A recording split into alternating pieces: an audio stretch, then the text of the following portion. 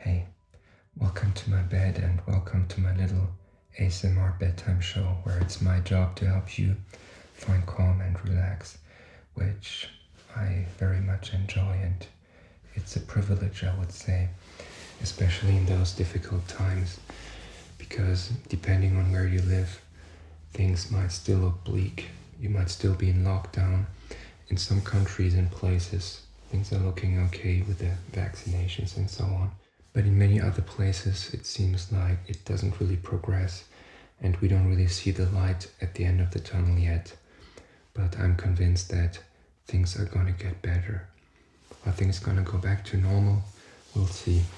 We'll see how the new normal looks like, but we don't have to overthink this too much right now. Right now, I think we should focus on our physical health and our mental health, and just putting your head down and do what needs to be done. I think that's a good thing. In any case, I thought I would kick this off with some ASMR that I really enjoyed and that I wanted to share with you. And I wanted to start again with giving you a little challenge. So try to guess this trigger.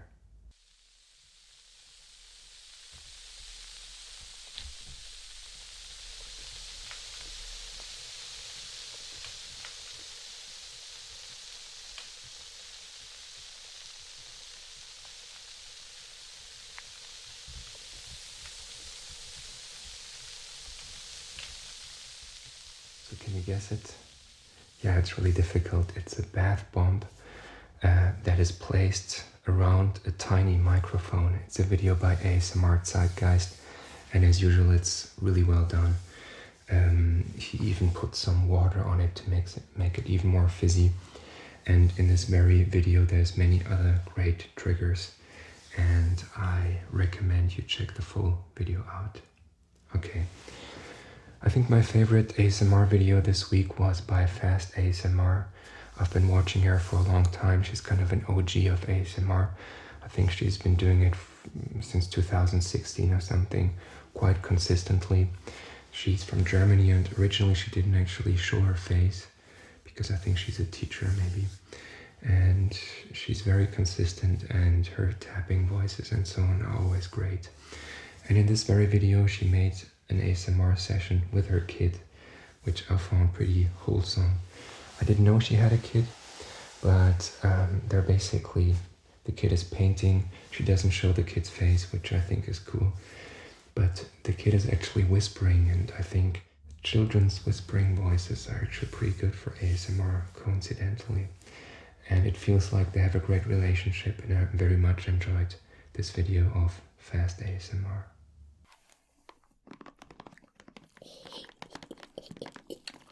Und wenn du möchtest, dass man das Geräusch richtig gut hört, musst du es da und dagegen halten.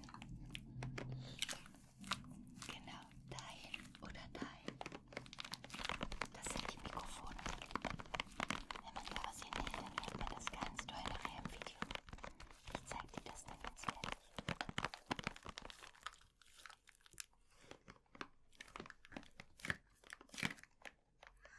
Da ist geknetet vielleicht. Meinst du, da ist Knete drin?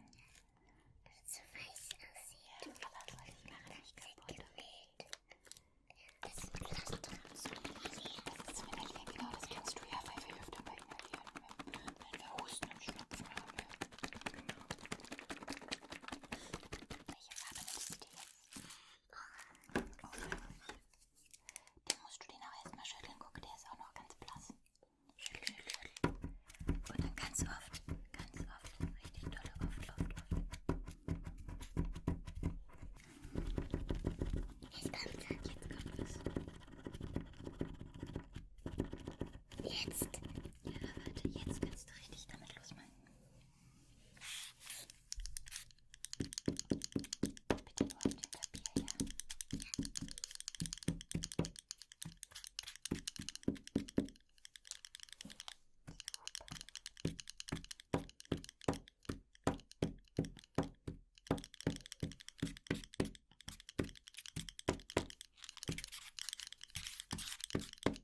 Was wird denn das?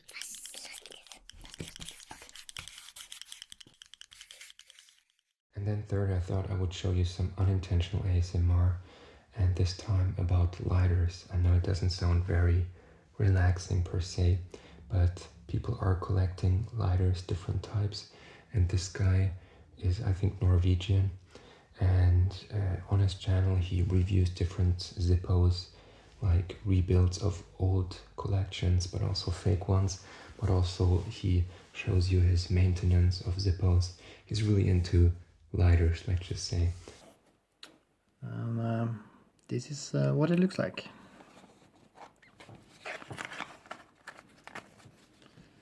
So here it is.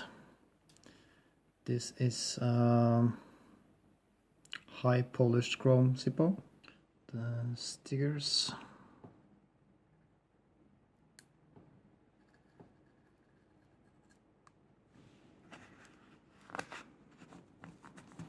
And this lighter is a 1937 replica, so you can see it's more flat on the top and more squared off. No, it's not so round as the new ones.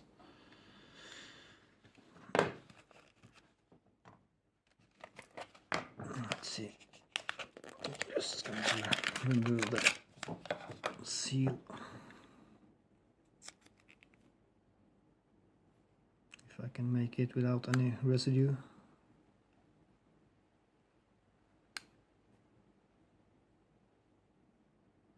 Yep.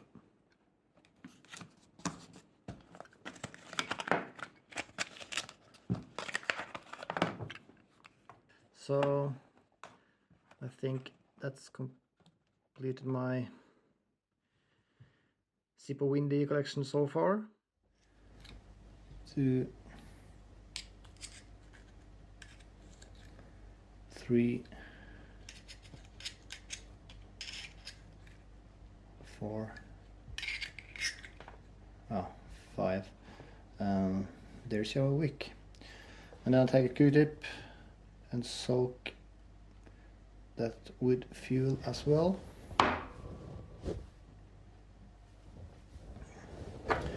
And then I start to clean the chimney. The lighter fuel is a good cleaner. It removes dirt very good, as you can see on my Q-tip.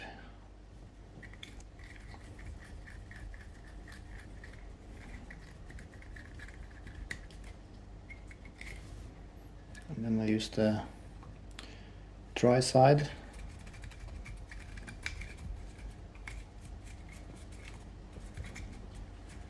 Cleaning all the corners and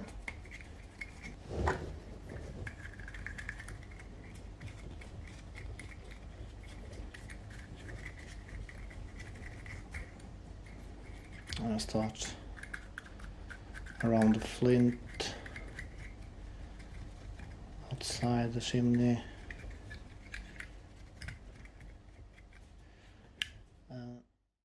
By the way, look what I got here. Maybe we should eat it sometime, but I just really like the texture of pumpkins. Even though technically I guess the pumpkin season is soon over, but those things are so cool, and it's a miracle that nature has created those things that are actually edible and that are actually so durable in a way. You don't have to put them in a fridge. You can just keep them for a few months and still eat them. Make amazing like pumpkin risotto or pumpkin soup with them. And I just really enjoy touching the surface, to be honest. Is that weird? I don't know, maybe it is. But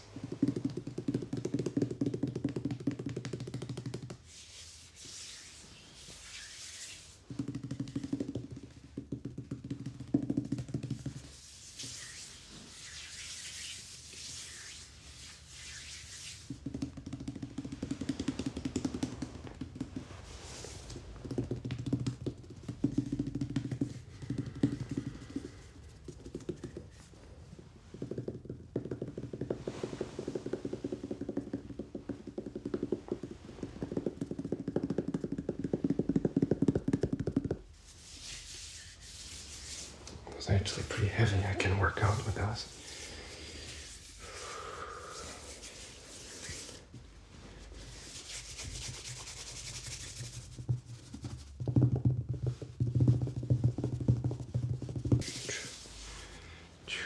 So yeah, that was my short pumpkin ASMR trigger session.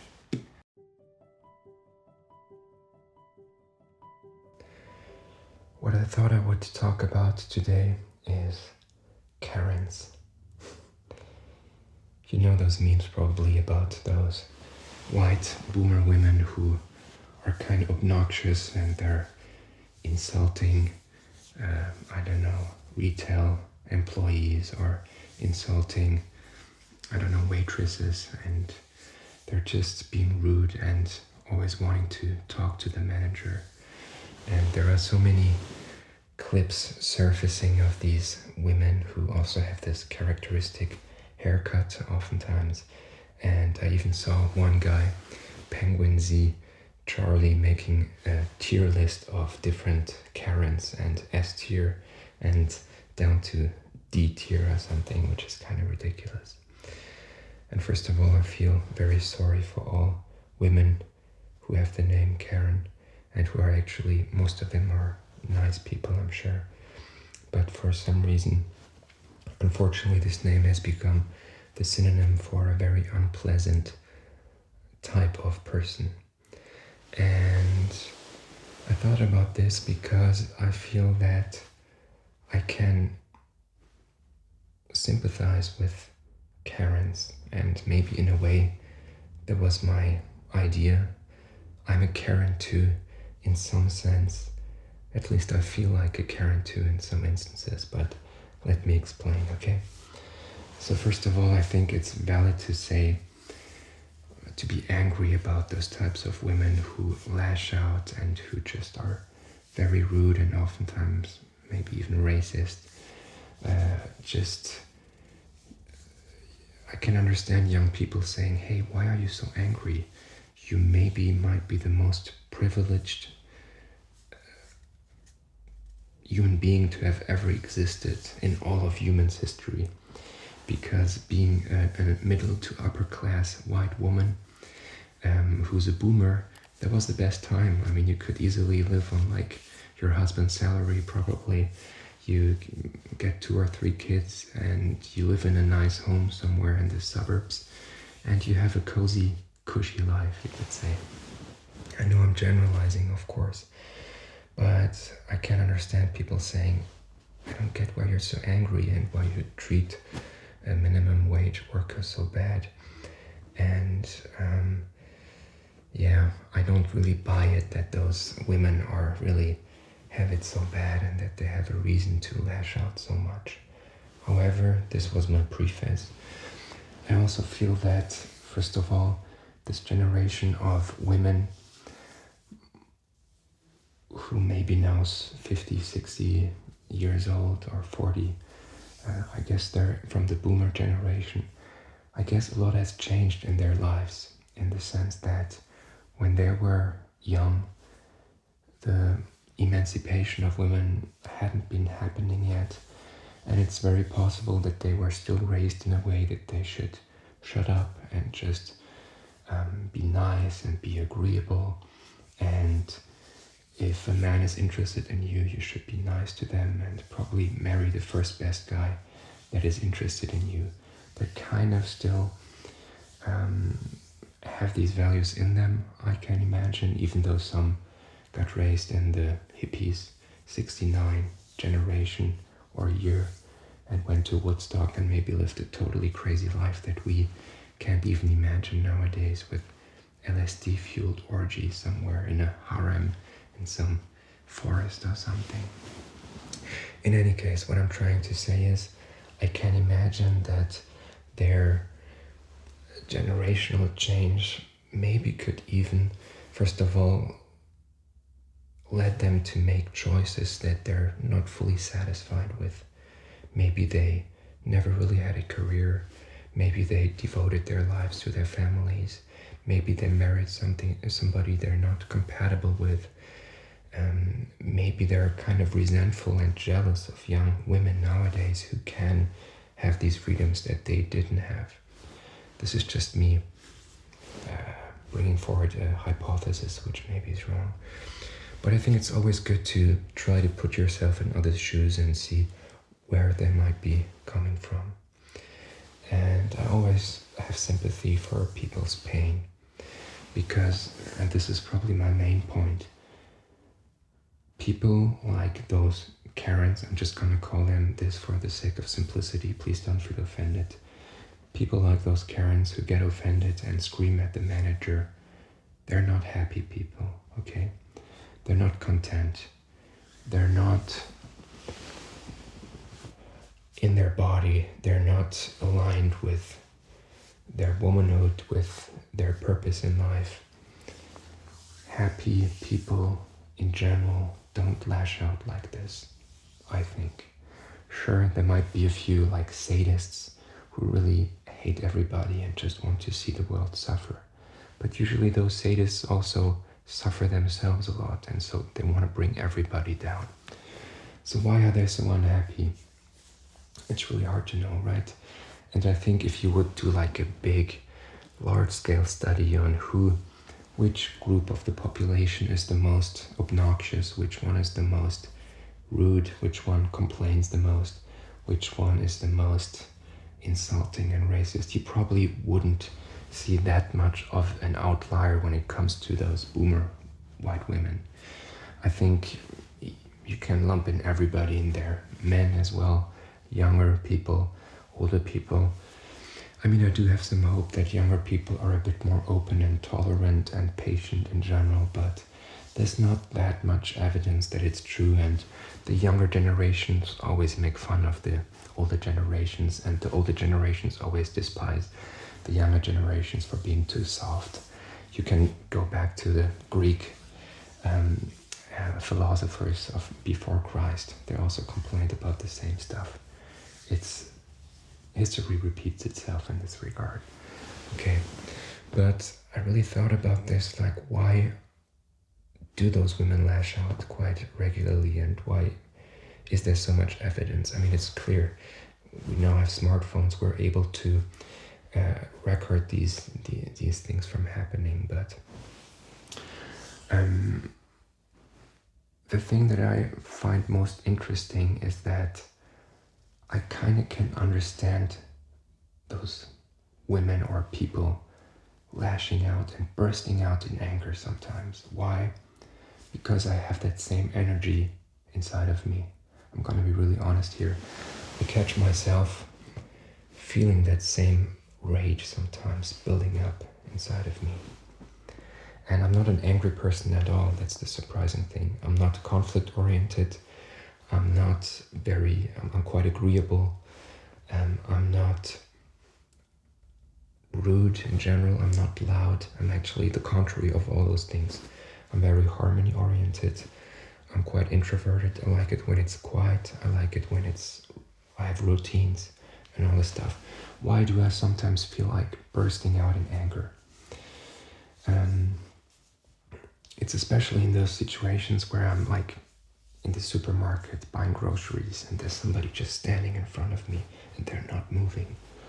Or when I'm trying to purchase something, but the manager just doesn't help me at all, and it's just like they don't care about me at all, and I feel so powerless and annoyed in this moment.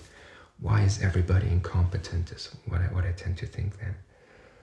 Or sometimes when I'm just waiting in line somewhere, when I'm using public transport and it's so narrow, and I just feel like exploding and transforming into the Hulk and beating up everybody, which is crazy, right? And I feel ashamed of this, but it's true. I gotta admit this, and I gotta say with some pride, up until now I never gave in to those urges. I never really said, okay, I'm just gonna yell at this woman or burst out and I don't know, push this person out of my way.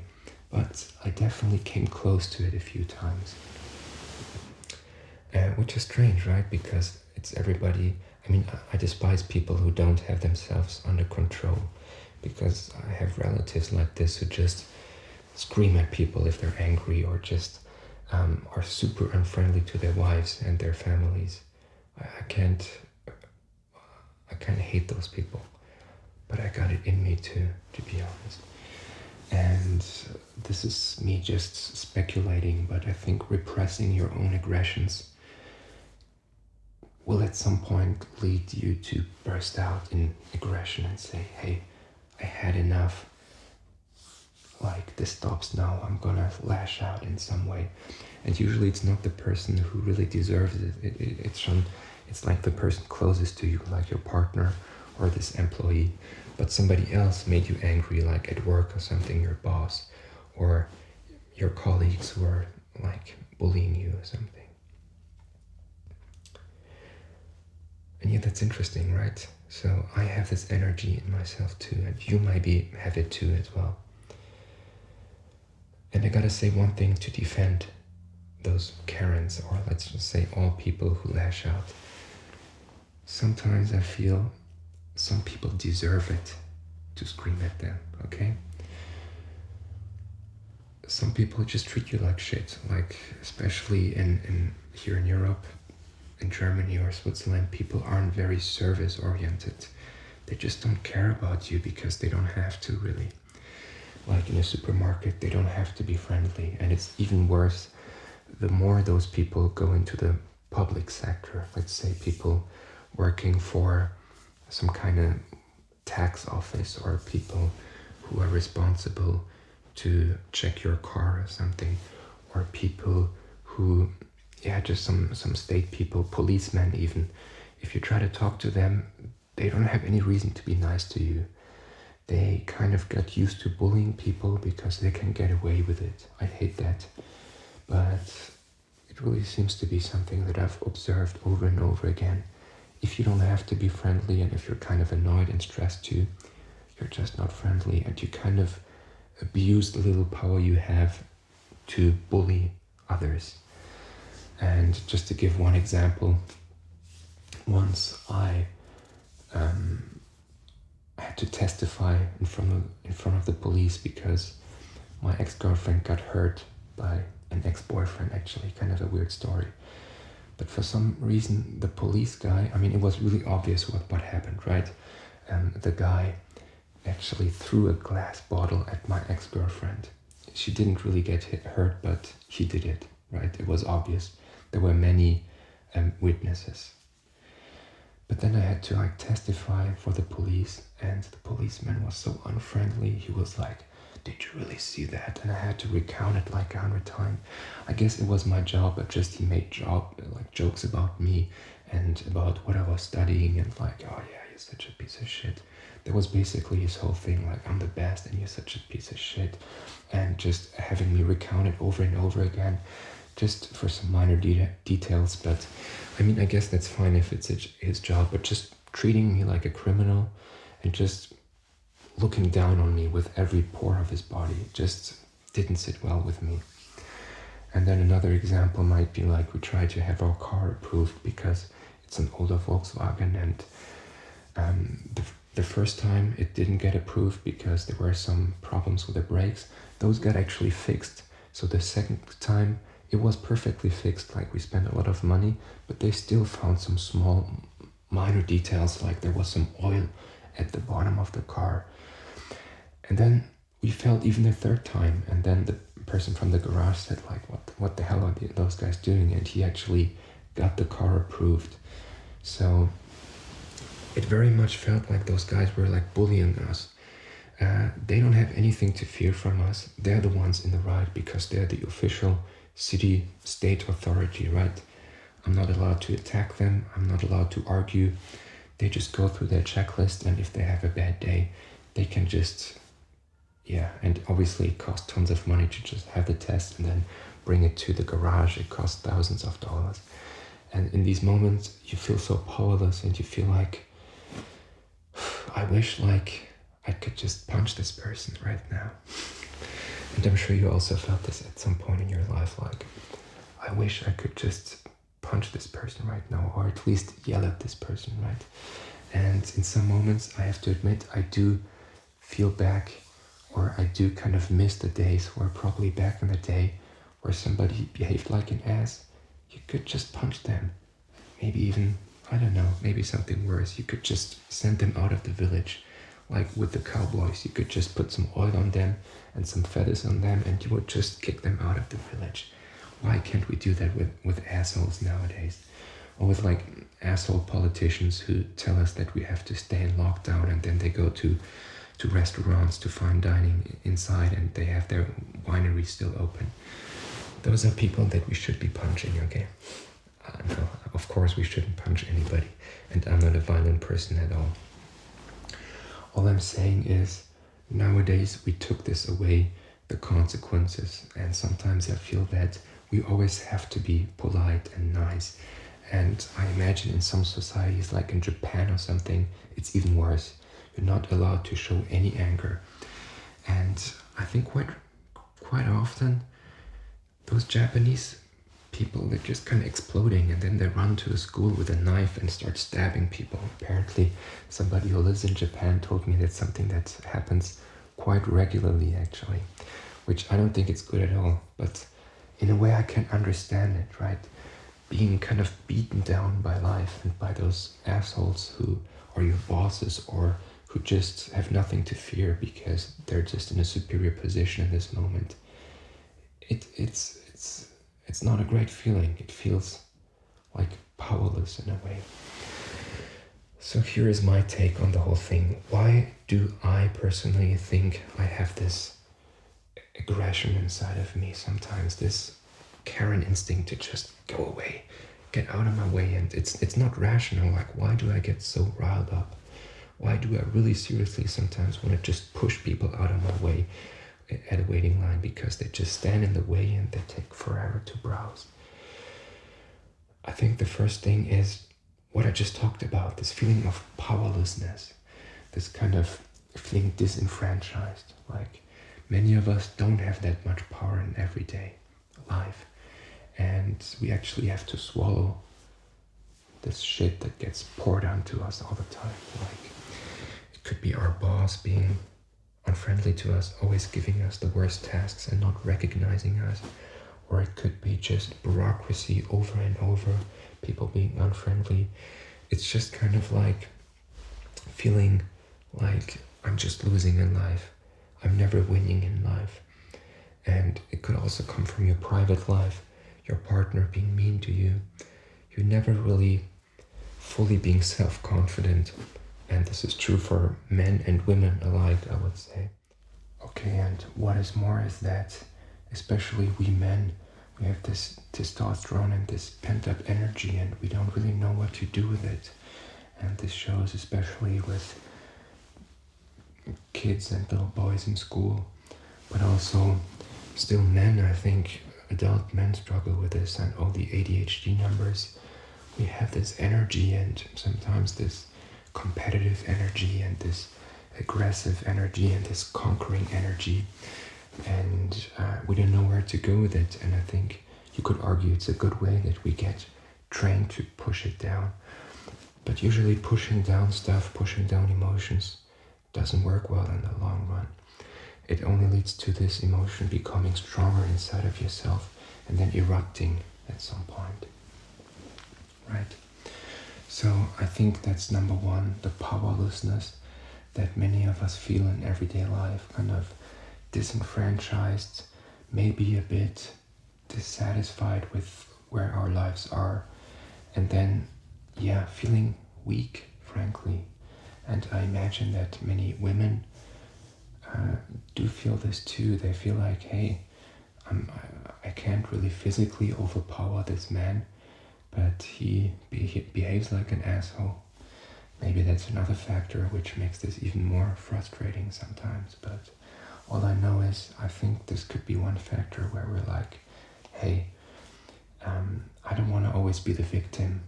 So at some point you just lash out, maybe. And the second one, which maybe is even more relevant, is feeling overwhelmed. And I think this is very true for myself. Like, I'm highly sensitive, and this means that just going to the supermarket sometimes can feel like too much when it's crowded and there's people just standing there and there's loud music. And the same goes for public transport when it's like, and there's no, people standing close to each other.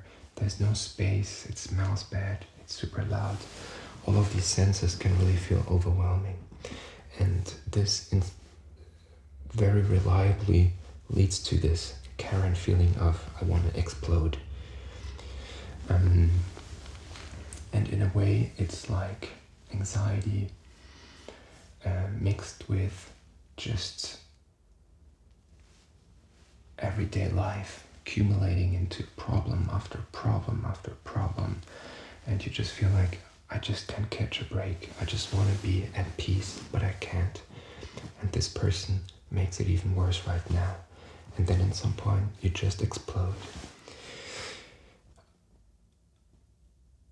I don't know if Karens are hypersensitive per se, but I do think that probably a lot of those women who behave like Karens are anxious people. They are neurotic. They are overwhelmed by life. And maybe they're not highly sensitive per se, but maybe they're just kind of like overwhelmed by their responsibilities. Maybe they have some minimum wage job themselves. Maybe they have a stressful family life. Maybe just life hasn't been as they dreamed it would be. This is definitely why I sympathize with them and why I have empathy with them. Because you would think somebody who lashes out and explodes is just an asshole who doesn't have any empathy. But maybe they have empathy, but maybe it's just too much. Maybe it's just too much noises, too much stuff happening, and then you just want to explode. Because I think they also maybe don't have healthy coping mechanisms, right? They never learned a way to just breathe and maybe meditate and just find their inner peace. And what's most important, I think they never really found a way to change their perspective and see, okay, this is me freaking out right now. It's not the person in front of me who's standing there who is at fault. It's myself. It's my own overwhelm. And this is, I think, where I do put some blame on those people, is that even after 50 years on this earth, you haven't learned that you are the biggest problem in your life, that you create this anger and not this person. And of course, there's also mental illness involved into all of this, but I would argue that in many cases where we think we know exactly that this person is just an asshole and she should just be changing, it's actually highly sensitive, anxious people who just feel cornered like a dog, like a stray dog who has always been mistreated, and then they lash out at some point. Do you feel it makes sense? I just know that for myself, this hypersensitivity definitely makes it more difficult to cope in everyday life and just function. And then I can imagine that some people who just are kind of like, I want this noise to stop and just explode.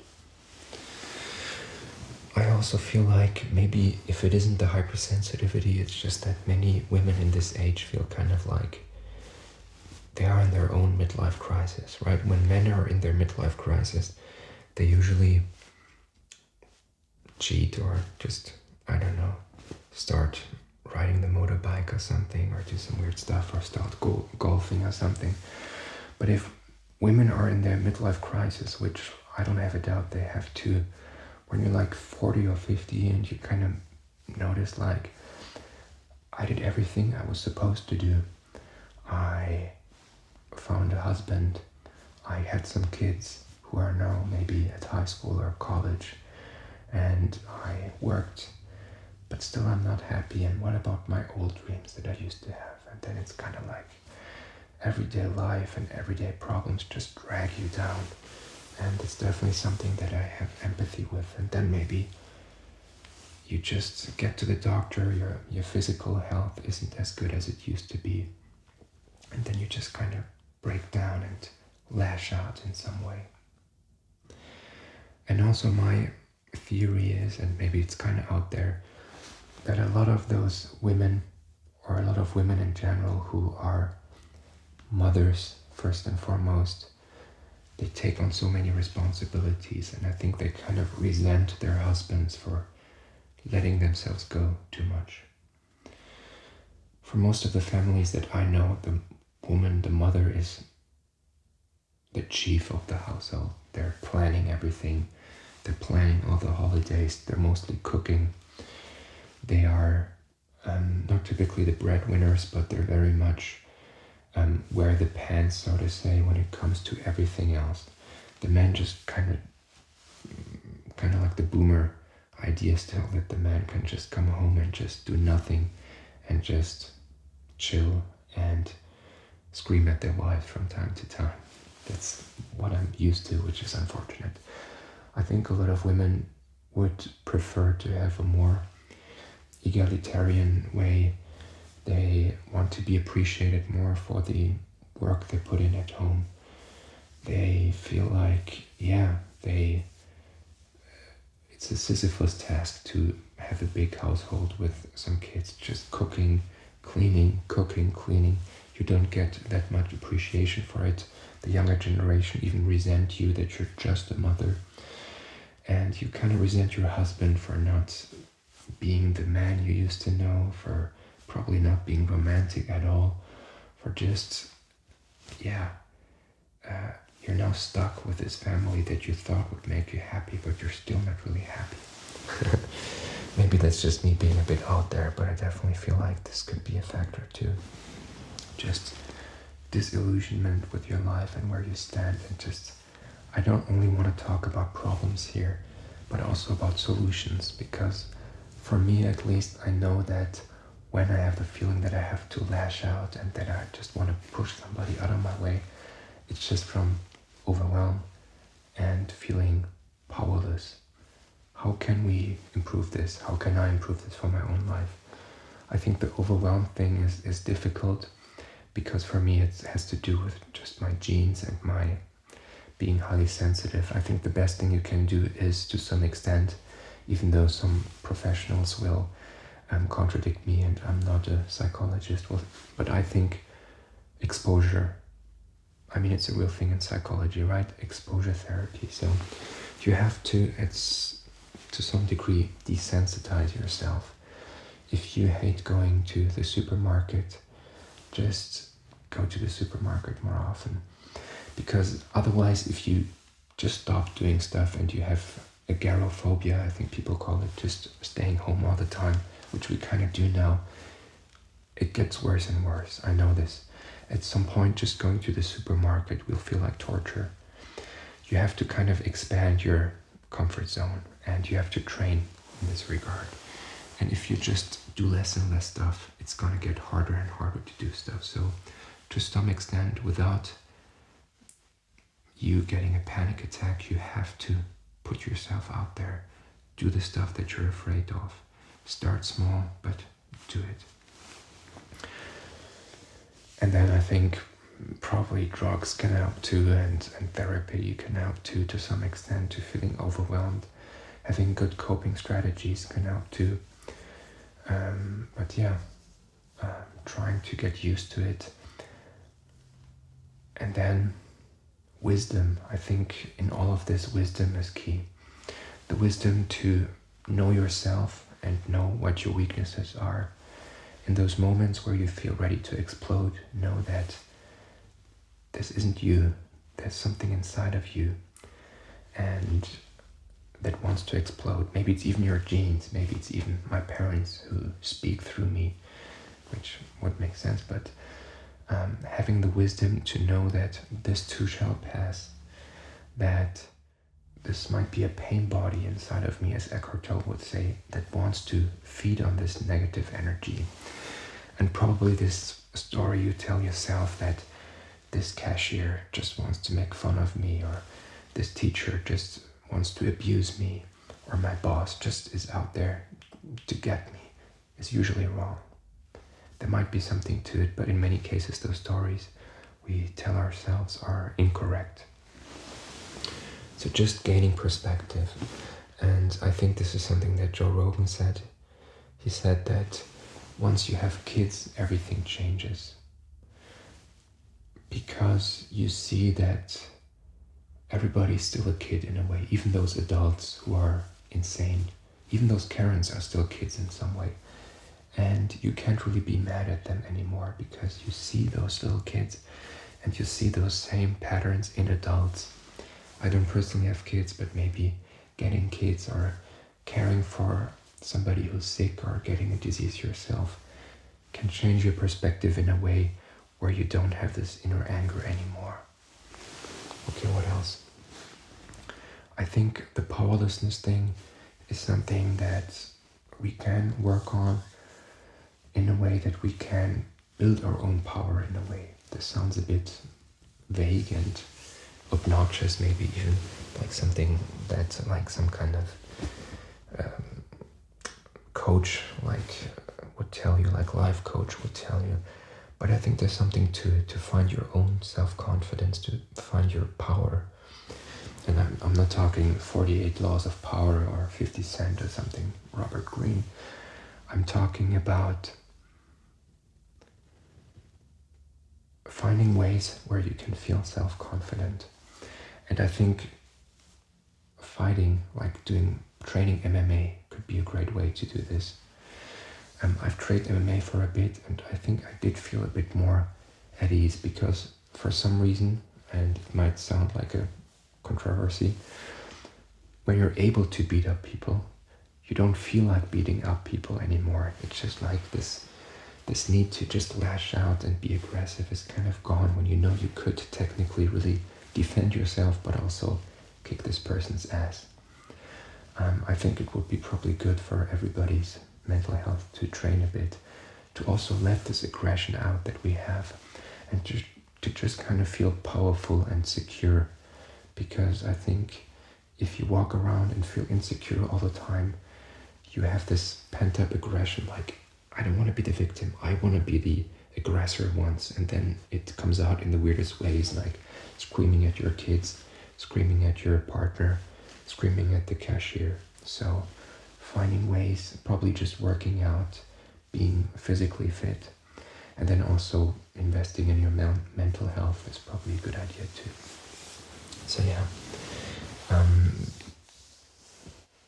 do you get where I'm going here? Do you also have some empathy for Karens?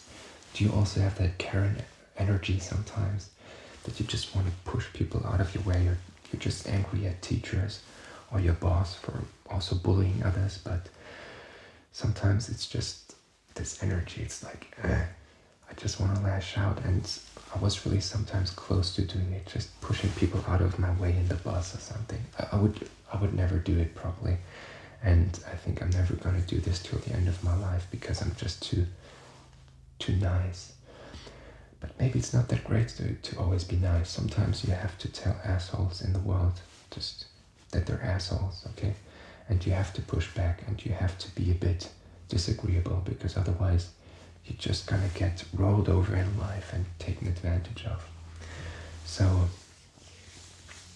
I think also before you judge those white boomer women who maybe sometimes are kind of angry and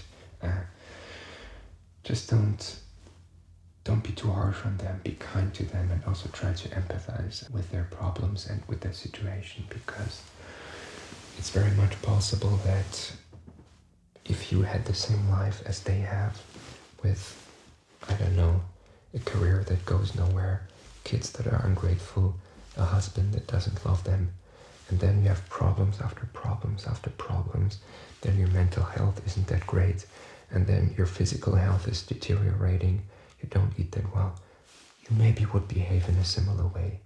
Don't feel so confident that you don't have this energy inside of yourself too. Try to find coping mechanisms to let this steam out in a healthy way.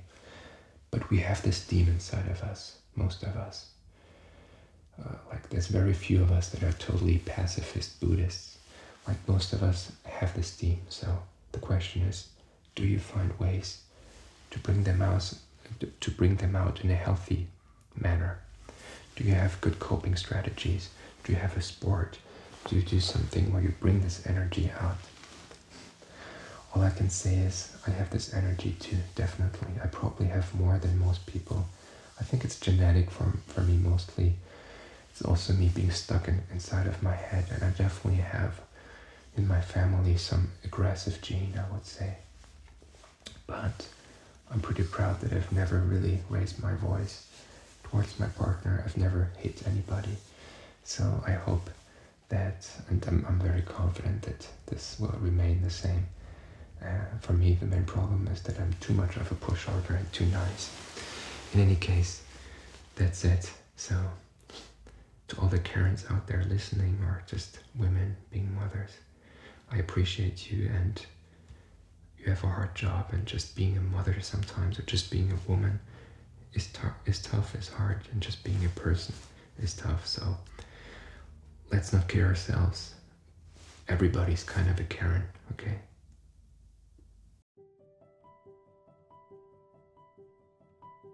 Finally, I thought I would do something a bit different.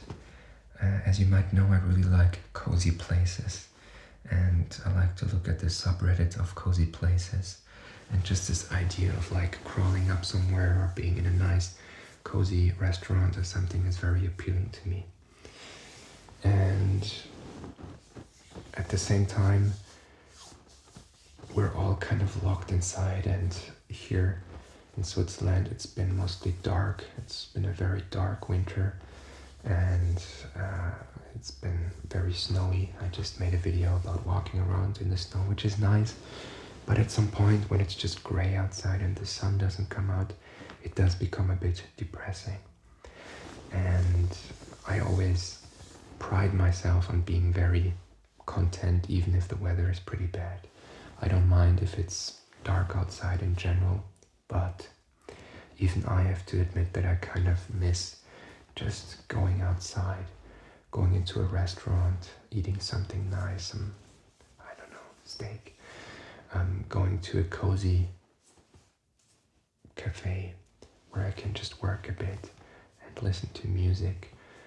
I miss those things, and I also miss being outside and being able to travel. And I can't imagine how hard it must be for real extroverts. And I mean, I talk to them sometimes and they really struggle. So first of all, I'm sorry if you're an extrovert.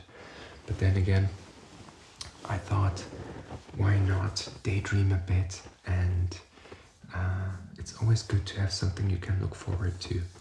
And probably you also kind of miss going to a cozy coffee shop as well. So I thought I would pick a nice cozy coffee shop theme. I would add some nice atmospheric sounds, maybe a bit of light music too. And so let's daydream together, because I daydream most of the time anyways. Let's daydream of the time when we're able to go outside again and we can do whatever. We have a cozy cafe that is nearby where we can just chill out and work a bit.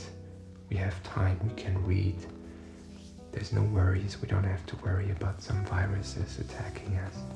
And let's just enjoy a few moments together in a cozy cafe.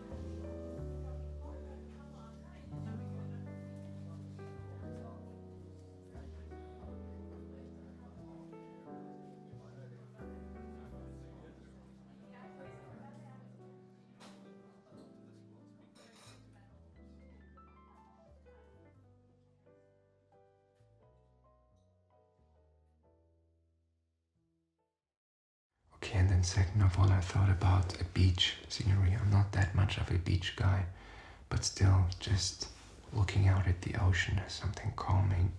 And I think most of us aren't able to see the ocean right now. And just, I do miss the sound a bit. So let's just imagine we're somewhere where we can look out at the ocean. It's peaceful, we're free, we're healthy. We just ate something great. Maybe we drink a nice cocktail or a glass of wine and just enjoy the view.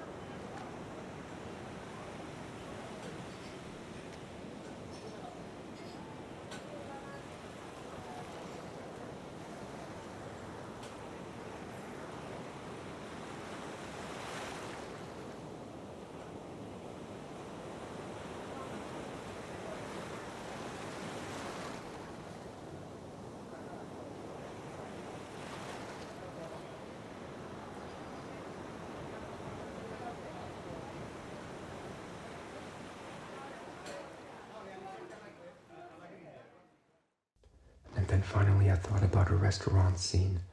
I do miss eating in restaurants because I like food. Just a great restaurant, not like a fancy one necessarily, but just being together with people that you care about, maybe a good friend or your partner. You're together, you wait for the great food to arrive. Just you drink a beer or a glass of wine, red wine, and then the food arrives and you're really looking forward to eating it. I really miss this. I really have some foods in my mind which I really miss. So maybe you have some too, like some of your favorite foods that you're really looking forward to eating. Okay, let's daydream a bit of a nice, cozy restaurant where we eat our favorite food with our favorite people or person.